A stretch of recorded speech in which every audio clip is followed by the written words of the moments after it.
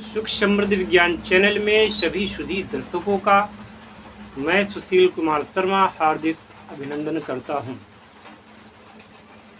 जैसा कि काफ़ी दिनों से मैंने यक्षिणी साधना पर प्रकाश डाला है, इन सारी यक्षिणियों की साधनाएं अपने आप में शुभ हैं और व्यक्ति को सिद्धि प्रदान करने वाली है। आज एक व्यक्ति मनीष कुमार नाम के एक व्यक्ति ने कमेंट किया, ये यक्षिणियाँ तंग तो नहीं करती? इसका मैं आपको क्या जवाब दूं? ऐसे ऐसे सवाल अगर आप लोग करेंगे, इनका उत्तर क्या हो सकता है? कोई भी शक्ति है वो आपको तंग क्यों करेगी? आप घर में आपकी पत्नी रहती है ना, उसको आप खिलाते पिलाते हैं, धन संपत्ति प्रदान करते हैं, उसका संरक्षण करते हैं, तब भी वो क्लेश करती है, तब भी आपको तंग करती है। फिर यक्षिणी से तो आप उल्टे वापस कुछ न कुछ पाना चाहते हैं। जिसको आप देते हैं वो आपको तंग करती है। तो इस प्रकार का प्रश्न यक्षिणी के बारे में क्यों, कि वो ये तंग तो नहीं करेगी। कोई भी साधना हो, आप अगर उससे कुछ चाहते हैं तो वो शक्ति भी आपसे कुछ चाहती है। आप अगर उसके नियमों के विपरीत चलेंगे तो निश्चित रूप से तंग करेगी, क्योंकि वो आपकी नौकरानी नहीं तो है नहीं। आप उससे कुछ चाहते हैं, आपने उसे सिद्ध किया है,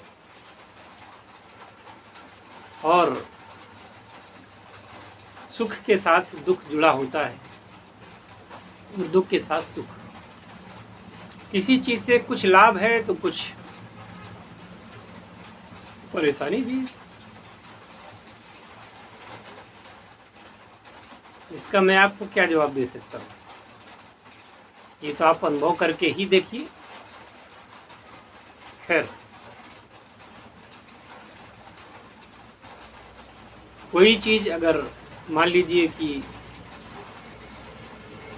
सबका स्वभाव अलग अलग होता है, तथापि मैंने केवल उन्हीं यक्षिणियों की चर्चा की है जो कि शुभ हैं। पर इन शक्तियों को गलतियां बर्दाश्त नहीं है। आप जैसे लाखों साधक हैं, उनके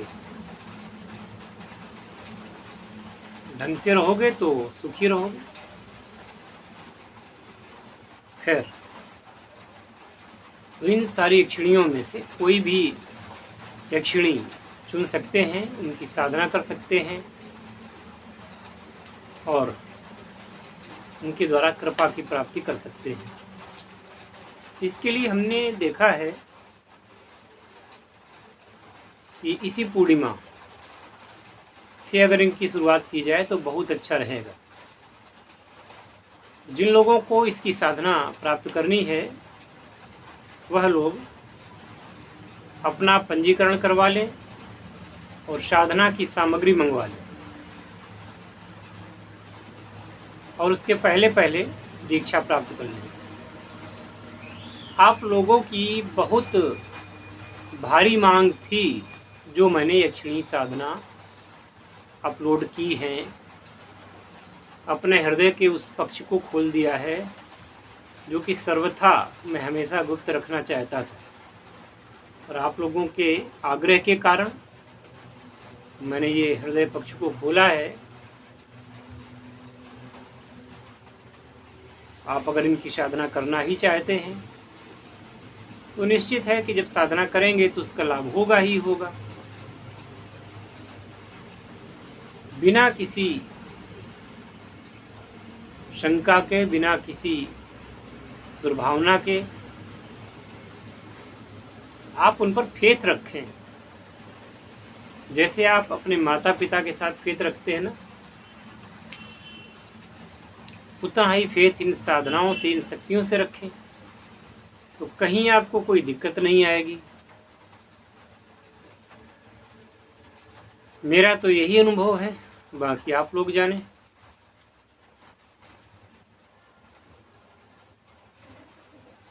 और बताना चाहूँगा कि अनाप शनाप के कमेंट, अनाप शनाप के व्हाट्सएप इस चैनल पर मत भेजें, अन्यथा उनका कोई जवाब नहीं दिया जाएगा।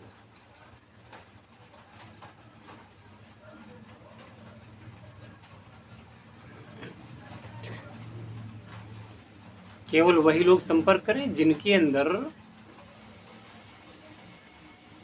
कामना हो कि मैं साधना करूंगा, और जिनके अंदर किसी प्रकार की शंका ना हो, क्योंकि संशयात्मा ही विनश्यति।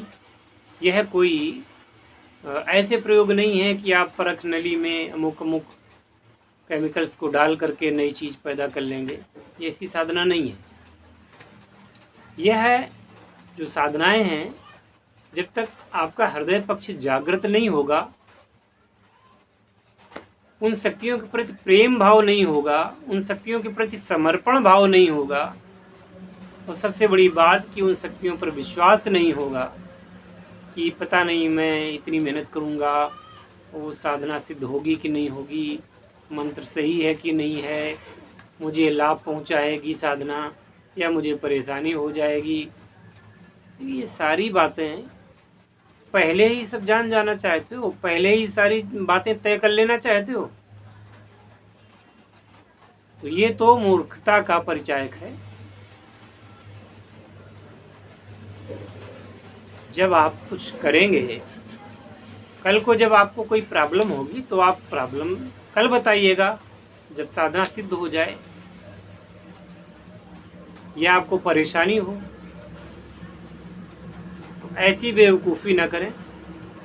मैं थोड़ा सा कड़वा बोल देता हूँ, वो इसलिए कि ऐसे प्रश्नों की मुझे कोई ना तो आवश्यकता है और ना ही मैं इसको अच्छा समझता हूँ। यह धरा कुछ नहीं, क्वेश्चंस की झड़ी लगा दी, प्रकट होगी कि नहीं होगी, दर्शन होगा कि नहीं होगा, आएगी कि नहीं आएगी, मुझे परेशान करेगी कि नहीं करेगी, कितने दिन में आ जाएगी, कितने दिन साधना करनी पड़ेगी। ये सारे क्वेश्चन बेवकूफ़ी वाले हैं। वो इसलिए हैं कि जब आप दीक्षा प्राप्त करेंगे तो आपको ये बता दिया जाएगा कि भाई चलो कितने दिन साधना करनी है, क्या परहेज रखना है, क्या खाना है, क्या नहीं खाना है, कैसे रहना है, तो सारा विधान आपको दीक्षोपरांत बता ही दिया जाता है। तो इन क्वेश्चनों का क्या मतलब हुआ? और मुझे इस बात की चिंता नहीं है कि कोई दीक्षा ले रहा है कि नहीं ले रहा है,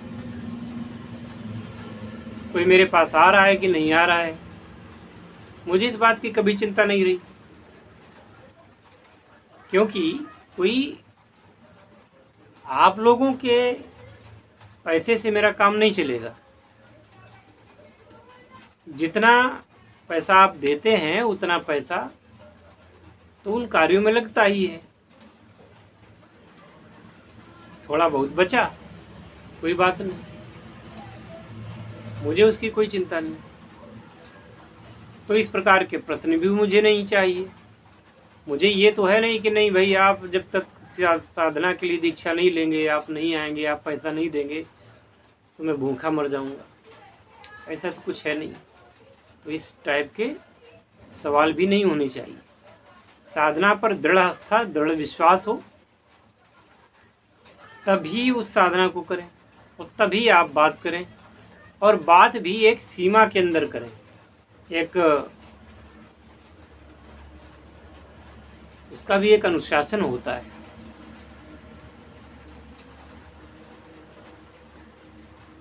आशा है कि दी गई जानकारी से आप लोगों को कुछ न कुछ ज़रूर फायदा होगा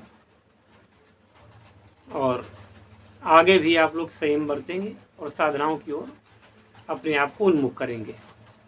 साधनाएं जीवन का सार है। बिना साधनाओं के जीवन में कुछ भी नहीं प्राप्त होता, और अगर होता है तो पूर्व जन्म की साधना का फल होता है। हरिओम तत्सत। हर हर महादेव।